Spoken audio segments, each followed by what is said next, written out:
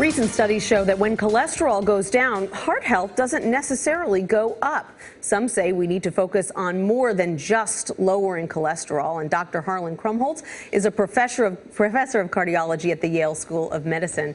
Good morning, doctor. Good morning. So everybody thinks that when it comes to heart health, the most important thing you can do is lower your cholesterol. Are you saying that's not necessarily so? Well, there are a lot of things that are important, and cholesterol remains very important, but there's some new things happening. We're moving from an emphasis on these targets to more of a focus on risk and how best to lower risk, and they don't always go together. This, I think, came to us as we saw that the drugs you choose to lower cholesterol may not always lower risk, and so we have to pay attention to what actually is happening with risk. So the point being that the target we're all given when we go to the doctors, we got to get your all these cholesterol levels down.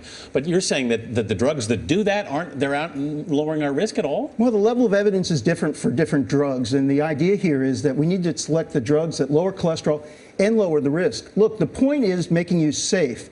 The point's not just making your lab tests look good. And the point is that statins first and foremost, we know lower cholesterol and save lives.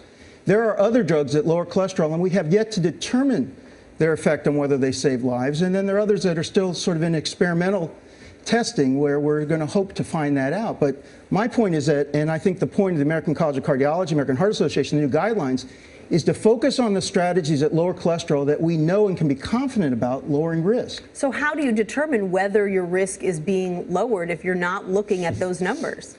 Well, right. So first and foremost, again, it's important for people to focus on whether the risk is high enough that it's worth being treated. If you're very low risk, there's not much we can do to help you. If you're high risk, then it's really worth it to be treated.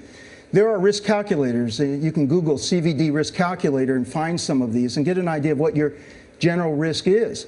And then if your risk is high enough, then, well, lifestyle intervention should always be first. But if it remains high, then we talk about drugs. And the first line drugs need to be drugs that have been tested to show not just to lower your cholesterol, but to lower your risk, make you safer. Are doctors prescribing those drugs?